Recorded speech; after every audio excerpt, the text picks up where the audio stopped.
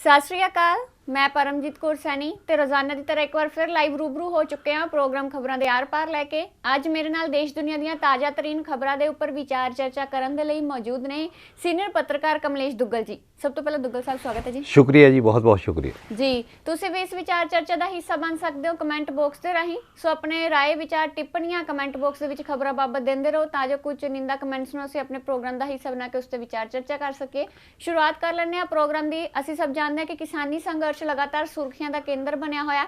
सब दी नज़रां टिकियां होईयां ने कि आखिर इस मसले का हल कदों ते की निकलदा है। इसी विच दुग्गल साहब सब तो पहला जो खबर सामने आई है कि बीते दिन की ही गल कर लें कि एतवार का दिन सी ते कल प्रधानमंत्री नरेंद्र मोदी के वल्लों मन की बात की गई है। इस साल की यह आखिरी मन की बात सी, पर एक पासे जो किसानों के वल्लों ऐलान किया गया सी कि जो सरकार साडी मन की बात नहीं सुन रही, इसलिए प्रधानमंत्री मोदी जो मन की बात करनगे तो वह थालियां तालियां वजा के रोष का प्रगटावा करनगे। सो सरहद के उपर पूरे पंजाब भर च इत्थों तक कि भारत भर दे विच तस्वीरां सामने आईयां कि लोगों ने किसानों का समर्थन करते हुए थालियां तालियां वजाइयां।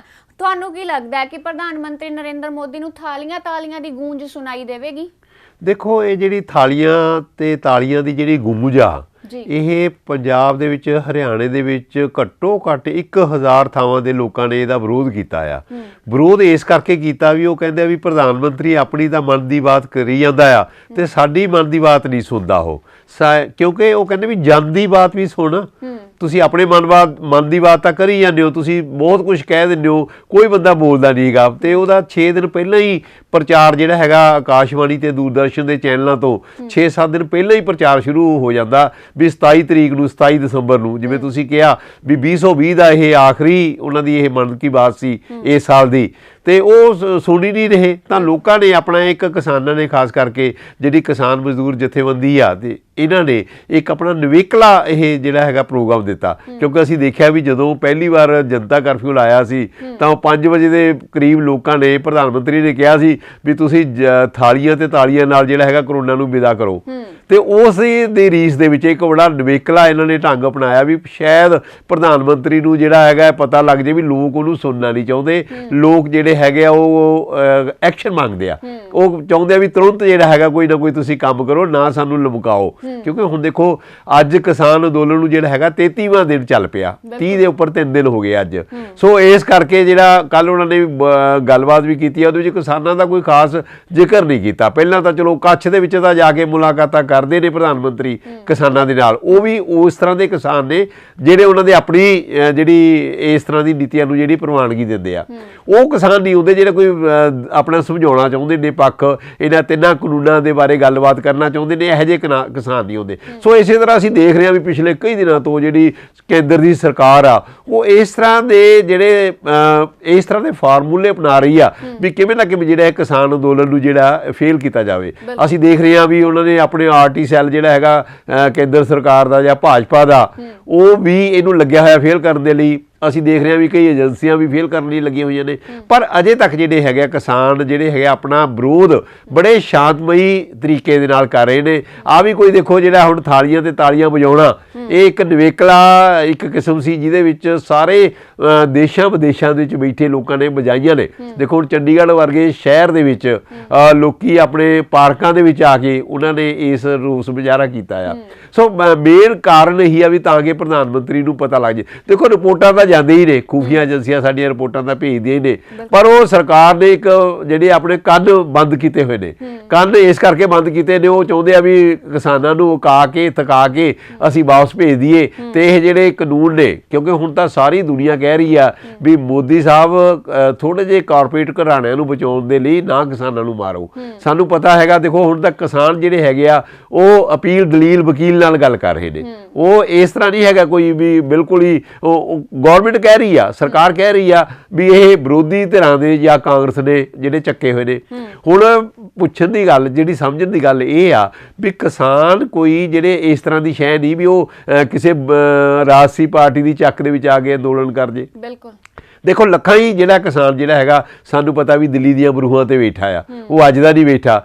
ਪਹਿਲਾਂ ਸੀ ਇਹਨਾਂ ਨੂੰ ਡਰ ਸੀ, ਪਹਿਲਾਂ ਤਾਂ ਦੇਖੋ ਜਦੋਂ ਪੰਜਾਬ ਦੇ ਵਿੱਚ 2-2.5 ਮਹੀਨੇ ਅੰਦੋਲਨ ਚੱਲਿਆ ਸੀ ਕਿਉਂਕਿ 5 ਜੂਨ ਦੇ ਆਰਡੀਨੈਂਸ ਪਾਸ ਹੋਏ ਨੇ। ਸਾਨੂੰ ਸਾਰਿਆਂ ਨੂੰ ਪਤਾ ਵੀ ਕਿਵੇਂ ਪਾਰਲੀਮੈਂਟ ਦੇ ਵਿੱਚ ਇਹਨਾਂ ਨੂੰ ਕਿੰਨੇ ਤੇਜ਼ੀ ਦੇ ਨਾਲ ਜਿਹੜਾ ਹੈਗਾ ਪਾਸ ਕੀਤਾ ਗਿਆ, ਕਿਸੇ ਦੀ ਸੁਣੀ ਨਹੀਂ ਗਈ। ਬਾਅਦ ਵਿੱਚ ਜਿਹੜੇ ਹੈਗਾ ਰਾਜ ਸਭਾ ਦੇ ਐਮਪੀਆਂ ਦੇ ਵਿਚਾਰਿਆਂ ਨੇ ਉਹਨਾਂ ਨੇ ਬਾਹਰ ਧਰਨਾ ਵੀ ਲਾਇਆ, ਉੱਥੇ ਇਹਨਾਂ ਨੂੰ ਵੀ ਮਨਾਉਣ ਦੀ ਕੋਸ਼ਿਸ਼ ਕੀਤੀ ਗਈ। ਹੁਣ 5 ਮੀਟਿੰਗਾਂ ਜਿਹੜੀਆਂ ਨੇ ਉਹ ਤੋਮਰ ਸਾਹਿਬ ਨਾਲ ਹੋ ਚੁੱਕੀਆਂ ਨੇ, ਸਾਨੂੰ ਪਤਾ ਪਿਊਸ਼ ਗੋਇਲ ਜੀ ਨਾਲ ਹੋ ਚੁੱਕੀਆਂ ਨੇ, ਪਰ ਸਾਰੀਆਂ ਹੀ ਬੇਸਿੱਟਾ ਬੇਨਤੀਜਾ ਰਹੀਆਂ ਨੇ। ਕਿਉਂਕਿ ਗੱਲ ਫਿਰ ਉੱਥੇ ਅੜੀ ਤੇ ਆ ਜਾਂਦੀ ਆ। ਸਰਕਾਰ ਇੱਕ ਜਿੱਦ ਕਰੀ ਬੈਠੀ ਆ, ਕਿਸਾਨ ਕਹਿ ਰਹੇ ਨੇ ਰੱਦ ਕਰੋ, ਉਹ ਕਹਿ ਰਹੇ ਨੇ ਸੌਦਾ ਕਰਾ ਲਓ। ਸੌਦਾ ਕਹਿੰਦੇ ਭਾਵੇਂ ਤੁਸੀਂ ਸਾਰੀਆਂ ਕਰਾ ਲਓ, ਪਰ ਕਿਸਾਨ ਕਹਿੰਦੇ ਵੀ ਨਹੀਂ, ਤੁਸੀਂ ਨਾ ਇਹ ਜਿਹੜੇ ਕਾਨੂੰਨ ਨੇ ਇਹ ਤਿੰਨੇ ਇਹ ਮਾਰੂ ਨੇ, ਇਹ ਸਾਡੇ ਆਉਣ ਵਾਲੇ ਬੱਚਿਆਂ ਦੇ ਭਵਿੱਖ ਦੇ ਲਈ ਖਤਰਾ ਨੇ। ਉਹ ਬੱਚੇ ਜਿਹੜੇ ਹੈਗਾ ਕਿਸਾਨ ਜਿਹੜੇ ਆਪਣੀ ਜ਼ਮੀਨ ਨੂੰ ਜਿਹੜਾ ਮਾਂ ਸਮਝਦਾ ਆ ਵੀ ਉਹਨਾਂ ਦੇ ਲਈ ਤਾਂ ਕੁਝ ਰਹਿਣਾ ਨਹੀਂ। ਅੱਗੇ ਸਾਡੇ ਤਾਂ ਬੱਚੇ ਜਿਹੜੇ ਹੈਗੇ ਬਾਹਰ ਜਾ ਰਹੇ ਨੇ।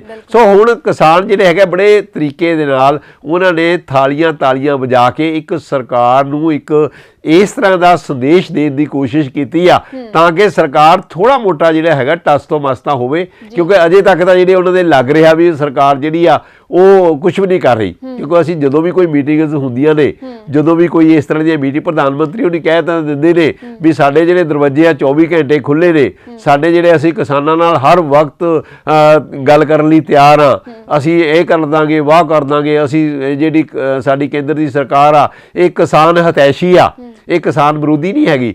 ਤੋ ਇਸ ਤਰ੍ਹਾਂ ਦੀਆਂ ਗੱਲਾਂ ਤਾਂ ਕਹਿਣ ਨੂੰ ਬਹੁਤ ਨੇ, ਪਰ ਉਹ ਅਜੇ ਤੱਕ ਜਿਹੜਾ ਹੈਗਾ ਸਾਨੂੰ ਪਤਾ ਹੈਗਾ ਵੀ 33 ਦਿਨ ਤਾਂ ਸਾਨੂੰ ਦਿੱਲੀ ਦੇ ਵਿੱਚ ਬੈਠਿਆਂ ਨੂੰ ਹੋ ਗਏ, ਤੇ ਜਿਹੜੇ 2.5-3 ਮਹੀਨੇ ਸਾਨੂੰ ਪਤਾ ਵੀ ਇੱਥੇ ਰੇਲਾਂ ਵੀ ਕਿੰਨੀ ਦੇਰ ਬੰਦ ਰਹੀਆਂ। ਸੋ ਇਹ ਸਾਰਾ ਕੁਝ ਦਰਸਾਉਂਦਾ ਹੈਗਾ, ਆਉਣ ਵਾਲਾ ਸਾਨੂੰ ਭਵਿੱਖ ਦੱਸੇਗਾ ਕੀ ਹੁੰਦਾ ਆ।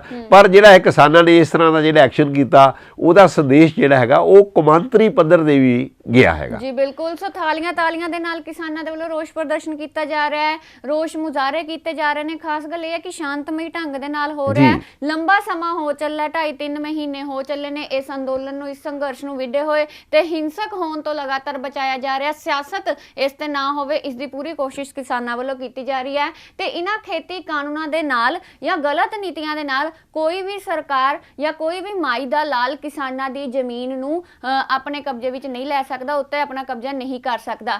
ਇਹੀ ਵਿਚਾਰਾਂ ਦਾ, ਇਹੀ ਸ਼ਬਦਾਂ ਦਾ ਪ੍ਰਗਟਾਵਾ ਸਰਹੱਦ ਤੇ ਬੈਠੇ ਹੋਏ ਕਿਸਾਨ ਕਰਦੇ ਨੇ, ਤੇ ਇਹੀ ਵਿਚਾਰਾਂ ਦਾ ਤੇ ਇਹੀ ਜੋ ਸ਼ਬਦਾਂ ਦਾ ਪ੍ਰਗਟਾਵਾ ਜੋ ਰੱਖਿਆ ਮੰਤਰੀ ਰਾਜਨਾਥ ਸਿੰਘ ਹੋਰੀ ਕਰਦੇ ਨੇ, ਜਿਨ੍ਹਾਂ ਦੇ ਵੱਲੋਂ ਬੀਤੇ ਦਿਨ ਹਿਮਾਚਲ ਦੇ ਜੋ 3 ਸਾਲ ਉੱਥੇ ਉਹਨਾਂ ਦੀ ਸਰਕਾਰ ਬਣਨ ਨੂੰ ਹੋ ਗਏ, ਤੇ ਉਸ ਤੋਂ ਬਾਅਦ ਵੀਡੀਓ ਕਾਨਫਰੰਸਿੰਗ ਦੇ ਰਾਹੀਂ ਗੱਲਬਾਤ ਚੱਲ ਰਹੀ ਸੀ।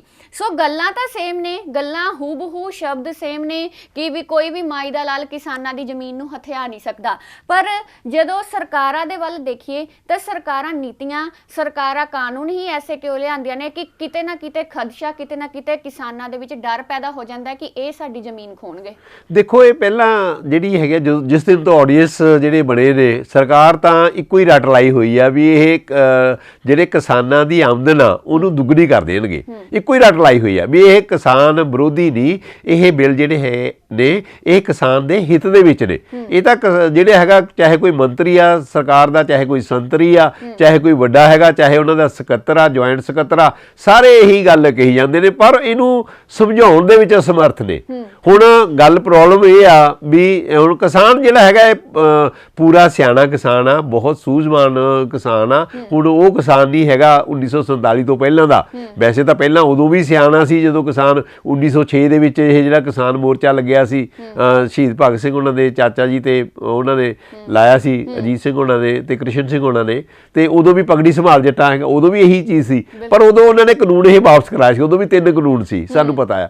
ਹੁਣ ਵੀ ਕਿਸਾਨ ਜਿਹੜੇ ਨੇ ਇਹ ਬਹੁਤ ਹੀ ਸਮਝਦਾਰ ਨੇ, ਇਹ ਸਾਰੀ ਗੱਲ ਨੂੰ ਜਾਣਦੇ ਆ। ਅਸੀਂ ਦੇਖੋ ਜਿਹੜੇ ਅਡਾਨੀ ਤੇ ਅੰਬਾਨੀ ਦੀ ਗੱਲ ਕਰਦੇ ਆ, ਹੁਣ ਇਹਨਾਂ ਕਿਸਾਨ ਅੰਦੋਲਨ ਦੇ ਨਾਲ ਉਹ ਪਹਿਲਾਂ 10 ਬੰਦਿਆਂ ਦੇ ਵਿੱਚ ਜਿਹੜਾ ਮੁਕੇਸ਼ ਅੰਬਾਨੀ ਸੀ, ਉਹ ਪਹਿਲੇ 10 ਦੁਨੀਆ ਦੇ ਪਹਿਲੇ 10 ਅਮੀਰ ਬੰਦਿਆਂ ਦੇ ਵਿੱਚ ਆਉਂਦਾ ਸੀ। ਹੁਣ ਉਹਦਾ ਜਿਹੜਾ ਨੰਬਰ ਹੈਗਾ ਨਾ ਇਸ ਅੰਦੋਲਨ ਦੇ ਨਾਲ, ਉਹ 13ਵੇਂ 14ਵੇਂ ਨੰਬਰ ਦੇ ਉੱਪਰ ਚਲਾ ਗਿਆ।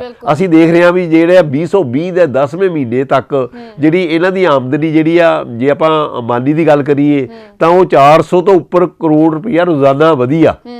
400 ਤੋਂ ਉੱਪਰ। ਤੇ ਜਿਹੜੀ ਆਪਾਂ ਅਡਾਨੀ ਦੀ ਗੱਲ ਕਰੀਏ ਤਾਂ ਉਹ 385 ਕਰੋੜ ਰੁਪਈਆ ਜਿਹੜਾ ਹੈਗਾ ਉਹ ਰੋਜ਼ਾਨਾ ਵਧਿਆ। ਹੁਣ ਦੇਖੋ ਇੰਨੀ ਆਮਦਨੀਆਂ ਜਿਹੜੀਆਂ ਵੱਧ ਰਹੀਆਂ ਨੇ। ਹੁਣ ਅਸੀਂ ਇਹ ਵੀ ਦੇਖਿਆ ਵੀ ਲੋਕਾਂ ਨੂੰ ਹੁਣ ਪਤਾ ਲੱਗ ਗਿਆ ਵੀ ਜਿਹੜੀ ਸਾਡੀ ਕੇਂਦਰ ਦੀ ਸਰਕਾਰ ਆ ਉਹ ਸਿਰਫ ਕਾਰਪੋਰੇਟ ਅਦਾਰਿਆਂ ਨੂੰ ਹੀ ਜਿਹੜਾ ਹੈਗਾ ਪ੍ਰਮੋਟ ਕਰ ਰਹੀ ਆ। ਦੇਖੋ ਮੈਂ ਕੱਲ ਇੱਕ 2015 ਦੀ ਰਾਹੁਲ ਗਾਂਧੀ ਦੀ ਵੀਡੀਓ ਦੇਖ ਰਿਹਾ ਸੀ। 2015 ਜਦੋਂ ਅੰਦੋਲਨ ਸ਼ੁਰੂ ਨਹੀਂ ਹੋਇਆ ਸੀ, ਉਹ ਕਹਿ ਰਿਹਾ ਸੀ ਵੀ ਤੁਸੀਂ ਬਿਲਕੁਲ ਜਿਹੜੇ ਇਹ ਕਾਨੂੰਨ ਨੇ ਵੀ ਜਿਹੜੇ ਵੀ ਤੁਸੀਂ ਸੁਧਾਰ ਕਰ ਰਹੇ ਹੋ ਕਿਸਾਨ ਮਾਰੂ ਨੇ। ਬਿਲਕੁਲ ਜਿਹੜੀ ਅੱਜ ਦੀ ਜਿਹੜੇ ਹਾਲਾਤਾਂ ਦੇ ਬਿਲਕੁਲ ਹੀ ਉਹ ਵੀਡੀਓ ਠੀਕ ਸੀ ਵੀ ਤੁਸੀਂ ਨਾ ਕਰੋ। ਕਿਸਾਨਾਂ ਦੀ ਜ਼ਮੀਨ ਜਿਹੜੀ ਹੈ ਕਾਰਪੋਰੇਟ ਅਦਾਰਿਆਂ ਨੂੰ ਫਾਇਦਾ ਪਹੁੰਚਾਉਣ ਦੇ ਲਈ ਇੱਕ ਦਿਨ ਉਹਨੇ ਕਿਹਾ ਸੀ ਵੀ ਇੱਕ ਦਿਨ ਕਿਸਾਨ ਜਿਹੜਾ ਹੈਗਾ ਜ਼ਰੂਰ ਉੱਠੇਗਾ ਜਦੋਂ ਇਹ ਕਿਸਾਨ ਜਿਹੜਾ ਹੈਗਾ ਕਿਸਾਨ ਅੰਦੋਲਨ ਜਿਹੜਾ ਤੁਹਾਡੀ ਸਰਕਾਰ ਦੇ ਉੱਪਰ ਭਾਰੂ ਪੈ ਜਾਊਗਾ। ਇਹ ਵੀ ਹੋ ਸਕਦਾ ਵੀ ਤੁਹਾਨੂੰ ਇਹ ਜੜ੍ਹਾਂ ਤੋਂ ਹੀ ਪੁੱਟ ਦੇਵੇ, ਕਿਉਂਕਿ ਪੰਜਾਬ ਦੇ ਕਿਸਾਨਾਂ ਦਾ, ਪੰਜਾਬ ਦੇ ਲੋਕਾਂ ਦਾ, ਪੰਜਾਬੀਆਂ ਦਾ ਜਿਹੜਾ ਸਿਰਡ ਆ ਜਦੋਂ ਇਹ ਆਪਣੀ ਆਈ ਤੇ ਆਈ ਜਾਂਦੇ ਆ ਤਾਂ ਉਹ ਕਰਾ ਕੇ ਹੀ ਹਟਦੇ ਨੇ, ਸਾਨੂੰ ਸਾਰਿਆਂ ਨੂੰ ਪਤਾ ਆ। ਸੋ ਇਹ ਸਾਰਾ ਕੁਝ ਹੁਣ ਰਾਜਨਾਥ ਉਹਨਾਂ ਨੇ ਕੱਲ ਕਿਹਾ। ਹੁਣ ਰਾਜਨਾਥ ਹੋਣੀ ਪਹਿਲਾਂ ਜਦੋਂ ਵੀ ਕੋਈ ਪੰਜਾਬ ਦੇ ਨੇਤਾ ਨੇ ਰਾਜਨਾਥ ਉਹਨਾਂ ਕੋਲੇ ਜਾਂਦੇ ਸੀ ਤਾਂ ਉਦੋਂ ਵੀ ਇਹੀ ਗੱਲ ਕਹਿੰਦੇ ਸੀ। ਹੁਣ ਉਹਨਾਂ ਨੇ ਕਿਹਾ ਵੀ ਕੋਈ ਮਾਈ ਦਾ ਲਾਲ ਜਿਹੜਾ ਹੈਗਾ ਕਿਸਾਨਾਂ, ਇਹ ਗੱਲ ਤਾਂ ਕਹਿ ਰਹੇ ਹੋ ਪਰ ਤੁਸੀਂ ਇਹਦੇ ਲਈ ਕੋਈ ਆਰਡੀਨੈਂਸ ਜਾਰੀ ਕਰੋ, ਕੋਈ ਕਾਨੂੰਨ ਨਵਾਂ ਬਣਾਓ। ਹਜੇ ਫਿਲਹਾਲ ਅਸੀਂ ਅੱਗੇ ਵੀ ਗੱਲ ਕੀਤੀ ਆ ਵੀ ਫਿਲਹਾਲ ਇਹਨਾਂ ਤਿੰਨਾਂ ਹੀ ਕਾਨੂੰਨਾਂ ਨੂੰ ਜਿਹੜਾ ਹੈਗਾ ਉਹ ਸਸਪੈਂਡ ਕਰਕੇ ਤੁਸੀਂ ਨਵਾਂ ਕਾਨੂੰਨ ਲਿਆ ਦਿਓ ਜਿਹਦੇ ਵਿੱਚ ਐਮਐਸਪੀ ਵੀ ਚੱਲੇ, ਜਿਹਦੇ ਵਿੱਚ ਏਪੀਐਮਸੀ ਵਾਲੀਆਂ ਮੰਡੀਆਂ ਵੀ ਚੱਲਣ। ਸੋ ਇਸ ਕਰਕੇ ਜਿਹੜਾ ਕਿਸਾਨ ਨੂੰ ਕੁਝ ਲੱਗੇ ਕਿ ਦੇਖੋ ਇੰਨੀ ਠੰਡ ਦੇ ਵਿੱਚ ਇੰਨੀ ਜਿਹੜੀ ਕੜਕਦੀ ਠੰਡ ਆ, ਸਾਨੂੰ ਇੱਥੇ ਅੰਦਰ ਹੀ ਰਜਾਈਆਂ ਦੇ ਵਿੱਚ ਠੰਡ ਲੱਗੀ ਜਾਂਦੀ ਆ। ਜਿਹੜੇ ਸਾਡੇ ਉੱਥੇ ਬਜ਼ੁਰਗ ਬੱਚੇ ਮਾਵਾਂ ਜਿਹੜੇ ਬਜ਼ੁਰਗ ਔਰਤਾਂ ਬੈਠੀਆਂ ਨੇ ਉਹਨਾਂ ਦੇ ਬਾਰੇ ਕਿਸਾਨ ਜਿਹੜੀ ਸਰਕਾਰ ਆ ਸਾਡੀ ਉਹ ਬਿਲਕੁਲ ਹੀ ਜਿਹੜੀ ਹੈਗੀ ਆ ਚੁੱਪੂ ਬੜੀ ਬੈਠੀ ਆ, ਉਹ ਘੁੱਗੂ ਬੜੀ ਬੈਠੀ ਆ ਸਰਕਾਰ। ਕਿਉਂਕਿ ਇਸ ਤਰ੍ਹਾਂ ਨਹੀਂ ਹੈਗੇ, ਕਿਉਂਕਿ ਇਹ ਕਿਸਾਨ ਕੋਈ ਬਾਹਰਲੇ ਦੇਸ਼ਾਂ ਦੇ ਨਹੀਂ ਹੈਗੇ, ਸਾਡੇ ਕੋਈ ਜਿਹੜੇ ਦੁਸ਼ਮਣ ਮੁਲਕ ਨੇ ਇਹ ਕਿਸਾਨ ਕੋਈ ਉਹਨਾਂ ਦੇ ਨਹੀਂ ਹੈਗੇ, ਇਹ ਸਾਡੇ ਆਪਣੇ ਦੇਸ਼ ਦੇ ਕਿਸਾਨ ਨੇ। ਇਹਨਾਂ ਨੂੰ ਇੱਕ ਪਾਸੇ ਤਾਂ ਤੁਸੀਂ ਅੰਨਦਾਤਾ ਕਹਿ ਕੇ ਸਨਮਾਨ ਦਿੰਦੇ ਹੋ, ਦੂਜੇ ਪਾਸੇ ਇਹਨਾਂ ਨੂੰ ਤੁਸੀਂ ਸੁਣ ਨਹੀਂ ਰਹੇ। ਜੇ ਉਹ ਗੱਲ ਕਰਨੀ ਚਾਹੁੰਦੇ ਹੋ ਤੁਸੀਂ ਕਹਿੰਦੇ ਹੋ ਜੀ ਉਹਨਾਂ ਨੂੰ ਟਾਈਮ ਦੇ ਦਿਓ, ਵੀ ਸਾਨੂੰ ਟਾਈਮ ਦੱਸੋ ਕਿੱਥੇ ਤੁਸੀਂ ਗੱਲ ਕਰਨੀ ਚਾਹੁੰਦੇ ਹੋ। ਹੁਣ ਦੱਸੋ ਇਹ ਵੀ ਕਿਸਾਨ ਤਾਂ ਦੇ ਦੇਣਗੇ ਵੀ ਚਲੋ ਸਾਡੇ ਕੋਲ ਬਾਰਡਰ ਤੇ ਆ ਜਾਓ, ਆ ਜਾਣਗੇ। ਇਹ ਕਿਸੇ ਦੀ ਹਿੰਮਤ ਨਹੀਂ ਹੈਗੀ। ਹੁਣ ਦੇਖੋ ਅੱਜ ਤੱਕ ਜਿਹੜੀ ਹੁਣ ਦਿੱਲੀ ਦੇ ਵਿੱਚ ਜਿਹੜਾ ਕਿੰਨੀ ਕੁ ਦੂਰ ਆ ਉਹ ਬਾਰਡਰ 10-20 ਕਿਲੋਮੀਟਰ ਹੋਣਗੇ, ਉੱਥੇ ਤੱਕ ਤਾਂ ਕੋਈ ਅੱਜ ਤੱਕ ਲੀਡਰ ਆਇਆ ਨਹੀਂਗਾ। ਜਦੋਂ ਕਿ ਮਾਨੀ ਸਾਹਿਬ ਦੇ ਪੋਤਾ ਹੁੰਦਾ ਆ ਤਾਂ ਤੁਸੀਂ ਬੰਬੇ 1 ਮਿੰਟ ਦੇ ਵਿੱਚ ਉਹਨੂੰ ਵਧਾਈਆਂ ਦੇਣ ਚਲੇ ਜਾਂਦੇ ਹੋ। ਲੋਕਾਂ ਨੂੰ ਇਹ ਗੱਲਾਂ ਚੁਭਦੀਆਂ ਨੇ, ਲੋਕਾਂ ਨੂੰ ਲੱਗਦਾ ਆ ਵੀ ਇਹ ਸਰਕਾਰ ਜਿਹੜੀ ਆ ਉਹ ਇਹਨਾਂ ਕਾਰਪੋਰੇਟ ਅਦਾਰਿਆਂ ਦੀ ਸਰਪ੍ਰਸਤੀ ਕਰ ਰਹੀ ਆ।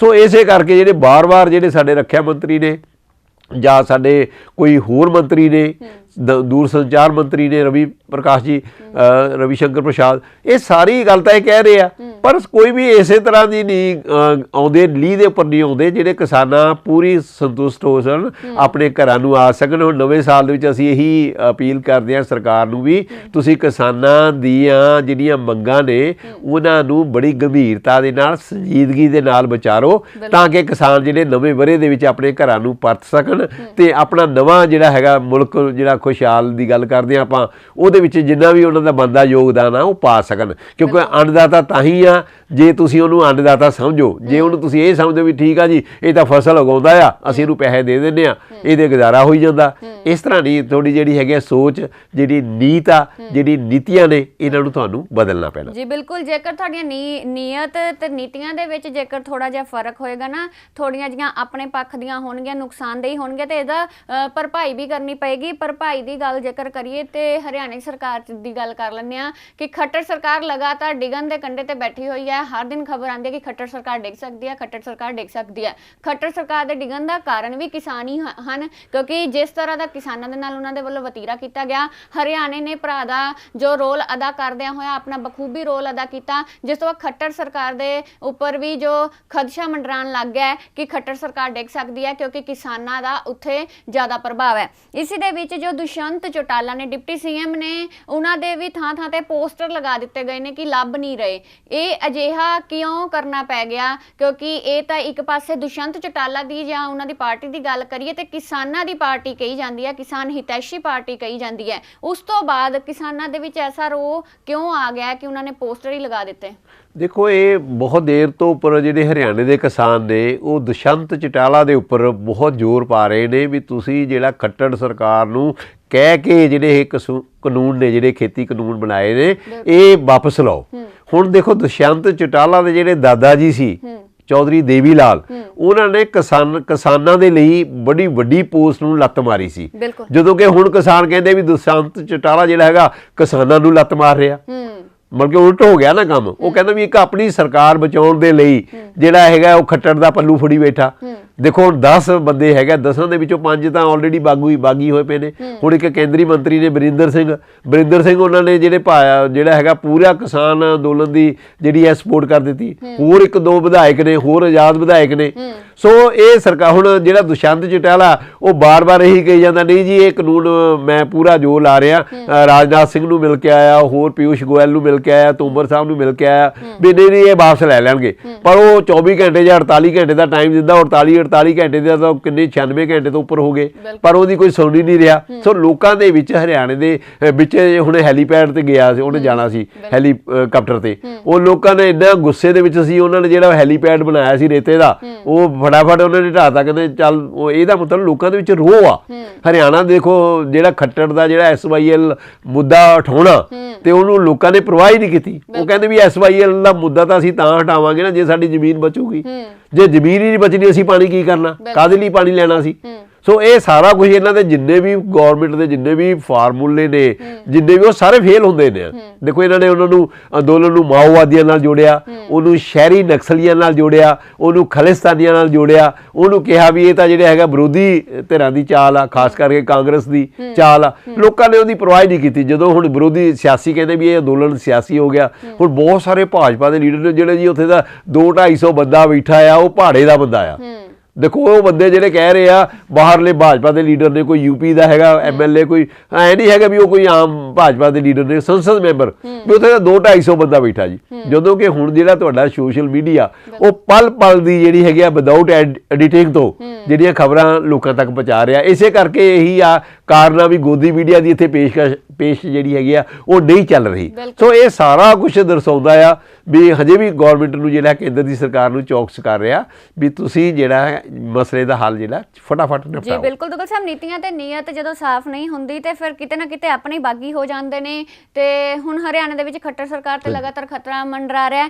ਦੂਜੇ ਪਾਸੇ ਬਿਹਾਰ ਦੇ ਵਿੱਚ ਹਜੇ ਸਰਕਾਰ ਨਵੀਂ ਬਣੀ ਹੈ। ਬੇਸ਼ੱਕ ਜੋ ਨੀਤੀਸ਼ ਕੁਮਾਰ ਨੇ ਉਹਨਾਂ ਦੀ ਪਾਰੀ ਤੀਜੀ ਤੋਂ ਚੌਥੀ ਵਾਰ ਤੇ ਹੈ, ਪਰ ਹੁਣ ਜੋ ਨੀਤੀਸ਼ ਕੁਮਾਰ 'ਚ ਜਿਹੜਾ ਪਹਿਲਾ ਜੋਸ਼ ਸੀ ਚੋਣਾਂ ਲੜਨ ਦੇ ਸਮੇਂ ਕਿ ਮੈਂ ਮੁੱਖ ਮੰਤਰੀ ਬਣਨਾ, ਉਹ ਅਜਿਹਾ ਕੀ ਹੋ ਗਿਆ ਕਿ ਉਹਨਾਂ ਦਾ ਕਹਿਣਾ ਹੁਣ ਉਹਨਾਂ ਦੇ ਵੱਲੋਂ ਬਿਆਨ ਆ ਗਿਆ ਕਿ ਇੱਛਾ ਹੀ ਨਹੀਂ ਕਿ ਉਹ ਅਹੁਦੇ ਤੇ ਰਹਿਣ, ਇੱਛਾ ਹੀ ਨਹੀਂ ਕਿ ਉਹ ਬਿਹਾਰ ਦੇ ਮੁੱਖ ਮੰਤਰੀ ਰਹਿਣ। ਕੀ ਗੱਲ ਹੋ ਗਈ ਭਾਜਪਾ ਵਾਲਿਆਂ ਦੇ ਨਾਲ ਉਹਨਾਂ ਦੀ ਕਿ ਉਹਨਾਂ ਦੀ ਇੱਛਾ ਹੀ ਖਤਮ ਹੋ ਗਈ?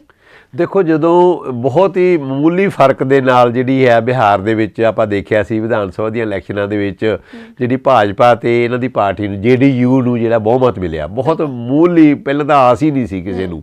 ਤੇ ਉਹ ਇਸ ਕਰਕੇ ਜਿਹੜਾ ਉਦੋਂ ਵੀ ਨਿਤੀਸ਼ ਕੁਮਾਰ ਨੇ ਕਿਹਾ ਸੀ ਮੈਂ ਮੁੱਖ ਮੰਤਰੀ ਨਹੀਂ ਬਣਨਾ, ਉਦੋਂ ਵੀ ਕਿਹਾ ਸੀ, ਪਰ ਉਹ ਕਹਿੰਦੇ ਵੀ ਮੈਨੂੰ ਗੱਠਜੋੜ ਦੀ ਦੁਆ ਕਰਕੇ ਮੈਨੂੰ ਮੁੱਖ ਮੰਤਰੀ ਦਾ ਅਹੁਦਾ ਜਿਹੜਾ ਸੰਭਾਲਣਾ ਪਿਆ। ਹੁਣ ਰੀਸੈਂਟਲੀ ਕੀ ਹੋਇਆ, ਇਹਨਾਂ ਦੇ ਅਰੁਣਾਚਲ ਪ੍ਰਦੇਸ਼ ਦੇ ਵਿੱਚ ਜਿਹੜੇ 6 MLA ਸੀ, 7 MLA ਨੇ ਵੈਸੇ, ਉਹਨਾਂ ਦੇ ਵਿੱਚੋਂ 6 MLA ਜਿਹੜੇ ਭਾਜਪਾ ਦੇ ਵਿੱਚ ਦਾਖਲ ਹੋ ਗਏ ਦਲ ਬਦਲੀ ਕਰਕੇ, ਕਿਉਂਕਿ ਸਾਨੂੰ ਪਤਾ ਜਿਹੜਾ ਭਾਜਪਾ ਦਾ ਰਿਕਾਰਡ ਆ ਉਹ ਇਸੇ ਤਰ੍ਹਾਂ ਦਾ ਹੈਗਾ। ਇਹਨਾਂ JDU ਨੂੰ ਉਹਨਾਂ ਨੇ ਖਤਮ ਕਰ ਦੇਣਾ। ਅਸੀਂ ਦੇਖਿਆ ਦੇਖੋ ਹੁਣ ਸ਼੍ਰੋਮਣੀ ਅਕਾਲੀ ਦਲ ਨੂੰ ਕਿੰਨੀ ਢਾਹ ਲਾਈ ਆ ਉਹਨੇ ਪੰਜਾਬ ਦੇ ਵਿੱਚ, ਕਿਉਂਕਿ ਇਹ ਉਹਦੀ ਭਾਈਵਾਲ ਪਾਰਟੀ ਸੀ। ਅਸੀਂ ਦੇਖਿਆ ਹੈਗਾ ਵੀ ਜੰਮੂ ਕਸ਼ਮੀਰ ਦੇ ਵਿੱਚ PDP ਨੂੰ ਕਿੰਨੀ ਢਾਹ ਲਾਈ ਆ, ਉਹ ਉਹਦੀ ਭਾਈਵਾਲ ਪਾਰਟੀ ਸੀ। ਅਸੀਂ ਦੇਖਿਆ JDU ਨੂੰ, ਹੁਣ ਨਿਤੀਸ਼ ਕੁਮਾਰ ਨੂੰ ਇਹ ਪਤਾ ਆ ਵੀ ਜੇ ਮੈਂ ਭਾਜਪਾ ਦੇ ਨਾਲ ਲੱਗਿਆ ਰਿਹਾ ਵੀ ਮੇਰੀ ਪਾਰਟੀ ਵੀ ਜਿਹੜੀ ਹੈਗੀ ਖਤਮ ਕਰ ਦੇਣੀ ਆ। ਹੁਣ ਅਸੀਂ ਮਹਾਰਾਸ਼ਟਰ ਦੇ ਵਿੱਚ ਦੇਖਿਆ, ਦੇਖੋ ਪਹਿਲਾਂ ਭਾਜਪਾ ਜਿਹੜੀ ਹੈਗੀ ਬੜੀ ਥੋੜੀ ਜਿਹੀ ਗਿਣਤੀ ਦੇ ਵਿੱਚ ਹੁੰਦੀ ਆ, ਫਿਰ ਉਹ ਢਾਹਪਨ ਕਰਕੇ ਜਿਹੜੀ ਹੈਗੀ ਆਪਣੀ ਜਿਹੜੀ ਮੇਨ ਪਾਰਟੀ ਹੁੰਦੀ ਆ ਰੀਜਨਲ ਪਾਰਟੀ ਉਹਨੂੰ ਨੁਕਰੇ ਲੈਣ ਲਾ ਦਿੰਦੀ ਆ। ਅਸੀਂ ਪਾਰਟੀ ਨੂੰ ਦੀਮਕ ਵਾਂਗੂ ਖਾਣਾ ਸ਼ੁਰੂ ਕਰ ਦਿੰਦੇ। ਬਿਲਕੁਲ ਜਿਵੇਂ ਸ਼ਿਵ ਸੈਨਾ ਦੇ ਨਾਲ ਰਲ ਕੇ ਇਹਨਾਂ ਨੇ, ਸ਼ਿਵ ਸੈਨਾ ਜਿਹੜੀ ਹੈਗੀ ਆ ਆਪਣੀ ਸੱਤਾਧਾਰੀ ਪਾਰਟੀ ਹੁੰਦੀ ਸੀ, ਉਹਨਾਂ ਦੇ ਨਾਲ ਇਹਨੇ ਗੱਠਜੋੜ ਕਰਕੇ ਉੱਥੇ ਬਣਾਇਆ ਤੇ ਉਸ ਤੋਂ ਬਾਅਦ ਵੱਡੀ ਪਾਰਟੀ ਬਣ ਗਈ। ਐਵੇਂ ਇਹਨਾਂ ਨੇ ਹੁਣ ਪੰਜਾਬ ਦੇ ਵਿੱਚ ਇਹਨਾਂ ਨੇ ਕਰਨਾ ਸੀ, ਕਿਉਂਕਿ ਚਲੋ ਹੁਣ ਤਾਂ ਉਹਨੇ ਬੜੀ ਟਾਈਮ ਤੇ ਆ ਕੇ ਕਿਨਾਰਾ ਕਰ ਲਿਆ। PDP ਅਸੀਂ ਦੇਖਿਆ ਮਹਿਬੂਬਾ ਦੀ ਪਾਰਟੀ, ਉਹਨੂੰ ਉਹਨੇ ਬਿਲਕੁਲ ਹੀ ਕਿਸੇ ਜੋਗਾ ਛੱਡਿਆ ਨਹੀਂਗਾ। ਸੋ ਹੁਣ ਜੇ ਇਹਨੂੰ ਨਿਤੀਸ਼ ਕੁਮਾਰ ਨੂੰ ਵੀ ਪਤਾ ਹੈਗਾ, ਉਹਦੇ ਵੀ ਸਾਹ ਸੱਤ ਜੇ ਨਾ ਸੁੱਤੇ ਪਏ ਨੇ ਨਤੀਸ਼ ਕੁਮਾਰ ਉਹ ਕਹਿੰਦਾ ਵੀ ਮੇਰਾ ਨਹੀਂ ਜੀ ਕਰਦਾ। ਜਦੋਂ ਹੁਣ ਬੰਦਾ ਜਿਹੜਾ ਹੈਗਾ ਇਸ ਤਰ੍ਹਾਂ ਦੀ ਖੜੋਤ ਆ ਜੇ ਤਾਂ ਉਹਨੇ ਸਰਕਾਰ ਨੇ ਜਿਹੜਾ ਹੈਗਾ ਕੀ ਕਰਨਾ, ਕਿਉਂਕਿ ਉਹ ਤਾਂ ਇੱਕ ਧੱਕੇ ਨਾਲ ਮੇਰੇ ਤੇ ਜੀ ਬਹੁਤ ਦਬਾਅ ਪਿਆ। ਹੁਣ ਅਸਲੀ ਜਿਹੜੀ ਹੈਗੀ ਕਈ ਵਾਰ ਤੁਹਾਡੀ ਜ਼ਮੀਰ ਨਹੀਂ ਚਾਹੁੰਦੀ ਹੁੰਦੀ, ਕਈ ਵਾਰ ਤੁਸੀਂ ਇਸੇ ਤਰ੍ਹਾਂ ਕੰਮ ਕਰਦੇ ਹੋ ਜ਼ਮੀਰ ਚਾਹੁੰਦੀ ਨਹੀਂ ਪਰ ਤੁਸੀਂ ਲੋਕ ਲਾਜ ਦੇ ਲਈ ਉਹਨੂੰ ਕਰਦੇ ਹੋ। ਇਹ ਸਾਰਾ ਕੁਝ ਦਰਸਾਉਂਦਾ ਆ ਵੀ ਨਤੀਸ਼ ਕੁਮਾਰ ਵੀ ਜਿਹੜਾ ਅੰਦਰੋਂ ਖਾਤੇ ਭਾਜਪਾ ਤੋਂ ਦੁਖੀ ਆ ਤੇ ਉਹ ਕਹਿੰਦਾ ਮੈਂ ਨਹੀਂ, ਉਹਨੂੰ ਆਪਣਾ ਰੋਸ ਤਾਂ ਛੱਡ ਵੀ ਨਹੀਂ ਸਕਦਾ। ਜੇ ਛੱਡਦਾ ਹੈਗਾ ਤਾਂ ਸਰਕਾਰ ਟੁੱਟਦੀ ਆ। ਉਹਨੂੰ ਇਹ ਵੀ ਪਤਾ ਵੀ ਆਰਜੇਡੀ ਉਹਦੀ ਵਿਰੋਧੀ ਪਾਰਟੀ ਆ ਜਿਹੜੀ ਜਾਂ ਕਾਂਗਰਸ, ਇਹ ਗੱਠਜੋੜ ਜਿਹੜਾ ਹੈਗਾ ਉਹਨੇ ਫਟਾਫਟ ਜਿਹੜੀ ਜਿਹੜਾ ਬਿਹਾਰ ਦੀ ਸੱਤਾ ਸੰਭਾਲ ਲੈਣੀ ਆ। ਸੋ ਇਹ ਸਾਰਾ ਕੁਝ ਖਿਆਲ ਰੱਖਦੇ ਹੋ। ਹੁਣ ਇਹ ਆ ਮੈਂ ਤਾਂ ਜੀ ਮੇਰਾ ਜੀ ਨਹੀਂ ਕਰਦਾ, ਇਸ ਤਰ੍ਹਾਂ ਦੀ ਉਹਨੇ ਇੱਕ ਜਿਹੜੀ ਪਾਲਿਸੀ ਜਾਂ ਨੀਤੀ ਅਪਣਾਈ ਆ। ਇਹ ਆਉਣ ਵਾਲੇ ਸਮਾਂ 'ਚ ਦੱਸੇਗਾ ਵੀ ਤੁਸੀਂ ਪਤਾ ਨਹੀਂ ਕਦੋਂ ਉਹਨੇ ਇੱਕੋ ਲਖਤੀ ਜਿਹੜਾ ਰਿਜ਼ਾਈਨ ਕਰਕੇ ਜਿਹੜਾ ਲਾਂਭੇ ਹੋ ਜਾਣਾ। ਬਿਲਕੁਲ। ਸੋ ਲਗਾਤਾਰ, ਕਿਉਂਕਿ ਜੇਕਰ ਤੁਹਾਡੀ ਨੀਤ ਤੇ ਨੀਅਤ ਸਵਾਰਥੀ ਹੋਏਗੀ ਉਸਦਾ ਤੁਹਾਨੂੰ ਭੁਗਤਾਨ ਜ਼ਰੂਰ ਕਰਨਾ ਪਏਗਾ। ਤੇ ਜੇ ਜਨਤਾ ਹੈ, ਇਹ ਜਨਤਾ ਜੇ ਤੁਹਾਨੂੰ ਸਿਰ ਦਾ ਤਾਜ ਬਣਾਉਂਦੀ ਹੈ, ਰਾਜ ਕਰਨ ਦੇ ਲਈ ਤੁਹਾਨੂੰ ਸੇਵਾ ਕਰਨ ਦਾ ਮੌਕਾ ਦਿੰਦੀ ਹੈ, ਤੇ ਜਦੋਂ ਤੁਸੀਂ ਇਹਨਾਂ ਨੂੰ ਅਣਦੇਖਿਆ ਕਰਦੇ ਹੋ ਫਿਰ ਤੁਹਾਡੀ ਇੱਛਾ ਸ਼ਕਤੀ ਵੀ ਮੁੱਕਣੀ ਸ਼ੁਰੂ ਹੋ ਜਾਂਦੀ ਹੈ, ਜਿਵੇਂ ਕਿ ਨੀਤੀਸ਼ ਕੁਮਾਰ ਹੋਰਾਂ ਨਾਲ ਹੋ ਰਿਹਾ। ਦੁੱਗਲ ਸਾਹਿਬ, ਸਮੇਂ ਦੀ ਨਜ਼ਾਕਤ ਨੂੰ ਵੇਖਦੇ ਹੋਏ ਆਖਰੀ ਤੇ ਜ਼ਰੂਰੀ ਖਬਰ ਚਰਚਾ ਦਾ ਵਿਸ਼ਾ ਹੈ ਕਿ ਸਰਹੱਦਾਂ ਦੇ ਉੱਪਰ ਲਗਾਤਾਰ ਕਿਸਾਨ ਅੰਦੋਲਨ ਚੱਲ ਰਿਹਾ। ਮੰਗ ਸਿਰਫ ਪਹਿਲੇ ਦਿਨ ਤੋਂ ਇੱਕ ਹੈ ਕਿ ਇਹਨਾਂ ਖੇਤੀ ਕਾਨੂੰਨਾਂ ਨੂੰ ਰੱਦ ਕੀਤਾ ਜਾਵੇ। ਸੋਧਾਂ ਦੀਆਂ ਗੱਲਾਂ ਕੇਂਦਰ ਸਰਕਾਰ ਵੱਲੋਂ ਆਈਆਂ, ਫਿਰ ਵੀ ਗੱਲਬਾਤ ਦੇ ਲਈ ਗੱਲ ਕੀਤੀ ਗਈ, ਬੈਠਕਾਂ ਕੀਤੀਆਂ ਗਈਆਂ, ਪਰ ਗੱਲ ਤਾਂ ਸਿਰਫ ਇੱਕੋ ਹੀ ਸੀ ਕਿਸਾਨਾਂ ਦੀ ਕਿ ਖੇਤੀ ਕਾਨੂੰਨ ਰੱਦ ਕੀਤਾ ਜਾਵੇ। ਕੋਈ ਦੋਗਲਾ ਚਿਹਰਾ ਨਹੀਂ ਸੀ ਕਿ ਪੰਜਾਬ 'ਚ ਕਹਿੰਦੇ ਸੀ ਸੋਧਾ ਕਰੋ ਤੇ ਉੱਥੇ ਜਾ ਕੇ ਕਹਿੰਦੇ ਰੱਦ ਕਰੋ, ਕਿਉਂਕਿ ਪਹਿਲੇ ਦਿਨ ਤੋਂ ਰੱਦ ਹੀ ਮੰਗੇ ਸੀ। ਉਸ ਤੋਂ ਬਾਅਦ ਵੀ ਕੇਂਦਰ ਸਰਕਾਰ ਕੋਈ ਸੁਣਵਾਈ ਨਹੀਂ ਕਰ ਰਹੀ। ਜੇਕਰ ਅਸੀਂ ਆਪਣੇ ਕਿਸਾਨਾਂ ਵਾਲਾ ਪਾਸਾ ਦੇਖੀਏ ਤੇ ਕਿਤੇ ਨਾ ਕਿਤੇ ਸਾਡਾ ਜਾਨੀ ਨੁਕਸਾਨ ਕਾਫੀ ਵੱਡਾ ਹੁੰਦਾ ਜਾ ਰਿਹਾ ਹੈ। ਇਸ ਅੰਦੋਲਨ ਦੇ ਕਾਰਨ ਜੋ ਜਾਨੀ ਨੁਕਸਾਨ ਹੋ ਰਿਹਾ ਉਸ ਦੀ ਭਰਪਾਈ ਪੈਸਾ ਨਹੀਂ ਕਦੇ ਵੀ ਕਰ ਸਕਦਾ। ਫਿਰ ਵੀ ਕਿਤੇ ਨਾ ਕਿਤੇ ਮਦਦ ਦੇ ਰੂਪ 'ਚ ਬੇਸ਼ੱਕ ਦਿੱਤਾ ਜਾਂਦਾ ਹੈ, ਪਰ ਪੈਸਾ ਉਹਨਾਂ ਬੰਦਿਆਂ ਦੀ ਭਰਪਾਈ ਨਹੀਂ ਕਰੇਗਾ। ਬੀਤੇ ਦਿਨ ਹੀ ਖਬਰ ਸਾਹਮਣੇ ਆਈ ਸੀ ਕਿ ਰਾਮ ਸਿੰਘ ਨਾਨਕਸਰ ਹੋਰਾਂ ਵਾਲਿਆਂ ਨੇ ਕਿਸਾਨਾਂ ਦਾ ਦਰਦ ਨਾ ਸਹਾਰਦਿਆਂ ਹੋਇਆ ਖੁਦਕੁਸ਼ੀ ਕਰ ਲਈ। ਇਸ ਤੋਂ ਬਾਅਦ ਲਗਾਤਾਰ ਇੱਕ ਦੋ ਥਾਂ ਤੋਂ ਖਬਰ ਸਾਹਮਣੇ ਆਈ ਕਿ ਕਿਸਾਨ ਨੇ ਜੋ ਉਹ ਅੰਦੋਲਨ ਦਾ ਹਿੱਸਾ ਬਣਨ ਜਾਂਦੇ ਨੇ, ਘਰ ਆ ਕੇ ਖੁਦਕੁਸ਼ੀ ਉਹਨਾਂ ਦੇ ਵੱਲੋਂ ਕਰ ਲਈ ਗਈ ਕਿਉਂਕਿ ਉਹ ਦਰਦ ਨਹੀਂ ਸਹਾਰ ਸਕੇ। ਉੱਥੇ ਬੀਤੇ ਦਿਨ ਟਿਕਰੀ ਸਰਹੱਦ ਤੇ ਵੀ ਇੱਕ ਵਕੀਲ ਦੇ ਵੱਲੋਂ ਖੁਦਕੁਸ਼ੀ ਕਰ ਲਈ ਗਈ ਹੈ ਤੇ ਉਹਨਾਂ ਦੇ ਵੱਲੋਂ ਸੁਸਾਈਡ ਨੋਟ ਵੀ ਲਿਖਿਆ ਗਿਆ ਕਿ ਉਹ ਇਹਨਾਂ ਕਾਨੂੰਨਾਂ ਨੂੰ ਰੱਦ ਨਾ ਹੁੰਦੇ ਦੇਖ ਕੇ ਦੁਖੀ ਹੋ ਕੇ ਕਰ ਰਹੇ ਨੇ। ਇਸ ਤੋਂ ਇਲਾਵਾ ਹਾਦਸਿਆਂ ਵਿੱਚ ਵੀ ਕਿਸਾਨਾਂ ਦੀ ਜਾਨ ਜਾ ਰਹੀ ਹੈ। ਇੰਨਾ ਕੁਝ ਹੋ ਰਿਹਾ ਫਿਰ ਵੀ ਕੇਂਦਰ ਸਰਕਾਰ ਟਸ ਤੋਂ ਮਸ ਨਹੀਂ ਹੋ ਰਹੀ। ਬੈਠਕਾਂ 29 ਤਰੀਕ ਦੀ ਅਗਲੀ ਬੈਠਕ ਹੈ। ਕਿਤੇ ਨਾ ਕਿਤੇ ਆਸਾਰ ਅੱਜ ਵੀ ਇਹੀ ਹੈ, ਕਿਉਂਕਿ ਇੱਕ ਆਸਾਰ ਦਿਖਣੇ, ਸੰਕੇਤ ਮਿਲਣੇ ਸ਼ੁਰੂ ਹੋ ਜਾਂਦੇ ਨੇ ਕਿ ਰੱਦ ਹੋ ਜਾਣਗੇ, ਪਰ ਆਸਾਰ ਤਾਂ ਹਜੇ ਵੀ ਗੱਲਬਾਤ ਦੇ ਨੇ, ਬੇਸਿੱਟਾ ਗੱਲਬਾਤ ਦੇ ਨੇ। ਕਿੰਜ ਵੇਖਦੇ ਹੋ? ਵੇਖੋ, ਬਿਲਕੁਲ ਠੀਕ ਤੁਸੀਂ ਕਿਹਾ ਵੀ ਰੋਜ਼ਾਨਾ ਜਿਹੜੇ 33 ਦਿਨ ਹੋ ਗਏ ਆ, ਰੋਜ਼ਾਨਾ ਇੱਕ ਮੌਤ ਜਿਹੜੀ ਆ ਉਹ ਇਸ ਅੰਦੋਲਨ ਕਰਕੇ ਹੋ ਰਹੀ ਆ, ਚਾਹੇ ਉਹ ਹਾਦਸਿਆਂ ਦੇ ਵਿੱਚ ਆ ਜਾਂ ਕੋਈ ਉਹਦੇ ਹੋਰ ਕਾਰਨ ਨੇ। ਅਸੀਂ ਬਹੁਤ ਸਾਰੇ ਅੱਗੇ ਵੀ ਡਿਸਕਸ ਕੀਤਾ ਸੀ ਜਦੋਂ ਸੰਤ ਰਾਮ ਸਿੰਘ ਉਹਨਾਂ ਨੇ ਖੁਦਕੁਸ਼ੀ ਕੀਤੀ ਸੀ, ਉਹਨਾਂ ਨੇ ਵੀ ਇਹੀ ਗੱਲ ਕਹੀ ਸੀ ਜਿਵੇਂ ਤੁਸੀਂ ਕਿਹਾ ਵੀ ਮੈਂ ਕਿਸਾਨਾਂ ਦੇ ਉੱਪਰ ਜਿਹੜੇ ਅਤਿਆਚਾਰ ਨੇ ਜਾਂ ਕਿਸਾਨਾਂ ਦੀ ਜਿਹੜੀ ਇਸ ਤਰ੍ਹਾਂ ਦੀ ਦਸ਼ਾ ਆ ਉਹਨੂੰ ਨਹੀਂ ਦੇਖ ਸਕਦਾ। ਸੋ ਇਸ ਕਰਕੇ ਅਸੀਂ ਉਦੋਂ ਡਿਸਕਸ ਵੀ ਕੀਤਾ ਸੀ ਵੀ ਚਲੋ ਖੁਦਕੁਸ਼ੀ ਨਾ ਕਰੋ, ਕਿਸਾਨਾਂ ਨੂੰ ਇੱਕ ਅਪੀਲ ਵੀ ਕੀਤੀ ਸੀ। ਪਰ ਜਦੋਂ ਹੁਣ ਇਹ ਦੇਖੋ ਕਈ ਦਿਨਾਂ ਤੋਂ ਜਿਹੜਾ ਇਹ ਵਕੀਲ ਸਾਹਿਬ ਸੀ ਜਿਹੜੇ ਉੱਥੇ ਬੈਠੇ ਸੀ, ਪਰ ਇਹ ਵੀ ਉਹਨਾਂ ਦੀ ਜਿਹੜੀ ਹੈਗੀ ਦਿਸ਼ਾ ਤੇ ਦਸ਼ਾ ਜਿਹੜੀ ਕਿਸਾਨਾਂ ਦੀ ਇਸ ਤਰ੍ਹਾਂ ਦੇਖ ਨਹੀਂ ਸਕੇ। ਕਈ ਵਾਰ ਬੰਦਾ ਉਹਦੇ ਹਾਲਾਤ ਜਿਹੜੇ ਆ ਭਾਵੁਕ ਹੋ ਜਾਂਦੇ ਆ, ਉਹ ਬਰਦਾਸ਼ਤ ਨਹੀਂ ਹੁੰਦਾ ਵੀ ਸਾਡਾ ਕਾਹਦਾ ਜੀਣਾ ਆ। ਇਸ ਤਰ੍ਹਾਂ ਸੋਚਦਾ ਵੀ ਦੇਖੋ ਹੁਣ ਇਸ ਬੰਦੇ ਨੇ ਸਿੱਧਾ ਜਿਹੜਾ ਆ ਵਕੀਲ ਨੇ ਇਹਨਾਂ ਨੇ ਮੋਦੀ ਨੂੰ ਜਿਹੜਾ ਜ਼ਿੰਮੇਵਾਰ ਠਹਿਰਾਇਆ ਵੀ ਮੇਰੀ ਮੌਤ ਦਾ ਕਾਰਨ ਜਿਹੜਾ ਦੇਸ਼ ਦਾ ਪ੍ਰਧਾਨ ਮੰਤਰੀ ਆ। ਆਮ ਤੌਰ ਤੇ ਤਾਂ ਇਹ ਹੁੰਦਾ ਨਾ ਜਦੋਂ ਅਸੀਂ ਕੋਈ ਚਿੱਠੀ ਨੋਟ ਸੁਸਾਈਡ ਨੋਟ ਲਿਖ ਜਾਂਦੇ ਆ ਤਾਂ ਜੇ ਆਪਾਂ ਕਿਸੇ ਨੂੰ ਵੀ ਮੌਤ ਦਾ ਕੋਈ ਜ਼ਿੰਮੇਵਾਰ ਠਹਿਰਾ ਜਾਈਏ ਤਾਂ ਪਰਚਾ ਜਿਹੜਾ FIR ਜਿਹੜੀ ਆ ਫਟਾਫਟ ਉਹਦੇ ਰਜਿਸਟਰਡ ਹੋ ਜਾਂਦੀ ਆ। ਇਸ ਬੰਦੇ ਨੇ ਤਾਂ ਵਕੀਲ ਨੇ ਜਿਹੜਾ ਬਾਰ ਕੌਂਸਲ ਦਾ ਮੈਂਬਰ ਵੀ ਸੀ ਤੇ ਇਹਨੇ ਕਿਹਾ, ਜਲਾਲਾਬਾਦ ਦਾ ਸੀ ਇਹ, ਤੇ ਇਹਨਾਂ ਨੇ ਕਿਹਾ ਵੀ ਤੁਸੀਂ ਜਿਹੜਾ ਹੈਗਾ ਮੇਰੀ ਮੌਤ ਦਾ ਕਾਰਨ ਜਿਹੜਾ ਹੈਗਾ ਮੋਦੀ ਹੈ, ਕਿਉਂਕਿ ਮੋਦੀ ਨੇ ਜਿਹੜਾ ਇਹ ਨਵੇਂ ਕਾਨੂੰਨ ਲਿਆ ਕੇ ਇੱਕ ਇਸ ਤਰ੍ਹਾਂ ਦਾ ਦੇਸ਼ ਨੂੰ ਜਿਹੜਾ ਹੈਗਾ ਵੰਡ ਕੇ ਰੱਖ ਦਿੱਤਾ। ਕਿਉਂਕਿ ਇਹ ਜਿਹੜਾ ਹੁਣ ਅੰਦੋਲਨ ਆ ਇਹ ਕਿਸਾਨ ਅੰਦੋਲਨ ਤੋਂ ਲੋਕ ਅੰਦੋਲਨ ਦੇ ਵਿੱਚ ਤਬਦੀਲ ਹੁੰਦਾ ਜਾ ਰਿਹਾ। ਅਸੀਂ ਦੇਖ ਰਹੇ ਹਾਂ ਹੁਣ